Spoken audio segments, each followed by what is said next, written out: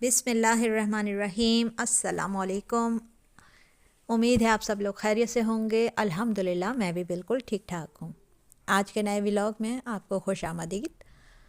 اور آج ہم بات کریں گے بچوں کی تربیت کے بارے میں۔ دیکھیں، ہم بچوں کے لیے بہترین قسم کی تعلیم کا تو بندوبست کرتے ہی ہیں، لیکن اس کے ساتھ ساتھ ہمیں بچوں کی تربیت پہ بھی خاص توجہ دینے کی ضرورت ہے۔ پیرنٹنگ ٹپس ہر کوئی بتا رہا ہے، ہر کوئی سکھا رہا ہے، سمجھا رہا ہے، لیکن اصل میں ہمیں خود سے اپنے بچوں کو کس طرح سے تربیت کرنی ہے یہ ہم بہتر جانتے ہیں۔ آج میں آپ سے کچھ ایسی باتیں ڈسکس کروں گی، ہو سکتا ہے کہ آپ کو وہ سب معلوم ہوں لیکن ذہن میں کہیں کسی کونے میں گمشدہ ہوں یا آپ کے ذہن سے اگنور ہو گئی ہوں، تو اس پہ آج ہم بات کرتے ہیں کہ بچوں کو ہم کس طرح سے تعلیم کے ساتھ ساتھ تربیت کر سکتے ہیں، بچوں کو کس طرح سے ہم محنتی بنا سکتے ہیں اور بچوں کو کس طرح سے سمجھدار بنایا جا سکتا ہے۔ ہوتا یہ ہے کہ ہمارے والدین جو ہیں وہ اپنے بچوں کو ہر وقت پیمپرنگ چائلڈ کے طور پر ٹریٹ کر رہے ہوتے ہیں، ہر وقت ان کو ہر کام کر دے رہے ہوتے ہیں، ان کو ہم ہر وقت جو ہے اپنی سپورٹ دے رہے ہوتے ہیں۔ اس سے کیا ہوتا ہے کہ بچہ جو ہے وہ بڑی عمر تک بچہ ہی بنا رہتا ہے۔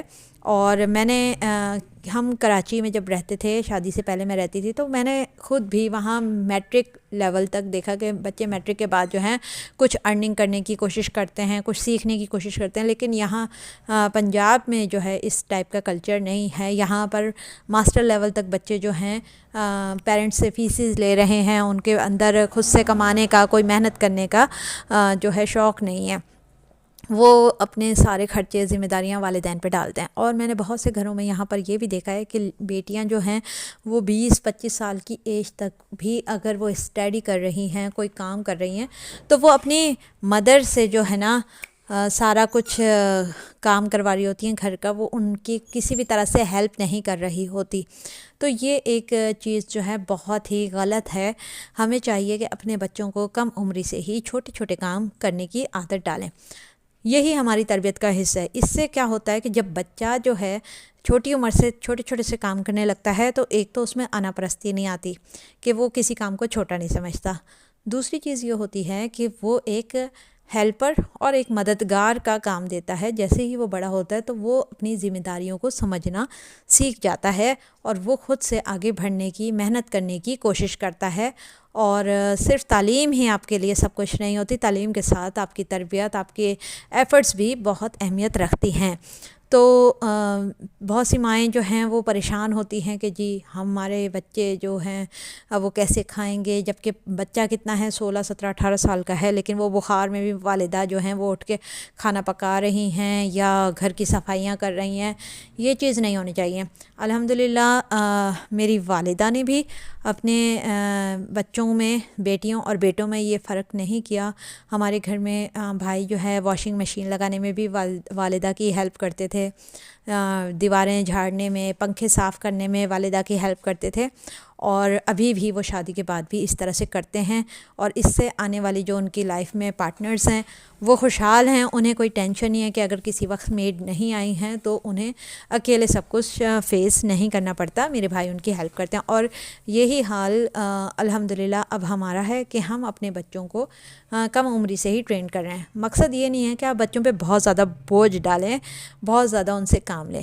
مقصد یہ ہے کہ آپ کے بچوں کو یہ پتہ ہو کہ انہوں نے گھر کی کون سی چیز کہاں رکھنی ہے، کہاں سے اٹھانی ہے، یوز کرنے کے بعد اسے واپس کیسے رکھنا ہے، اور انہیں یہ بھی پتہ ہو کہ ان کی چیزیں انہوں نے کیسے ترتیب سے رکھنی ہیں۔ اور اس کے لیے آپ کو بہت کم عمری سے ٹریننگ دینی ہوتی ہے۔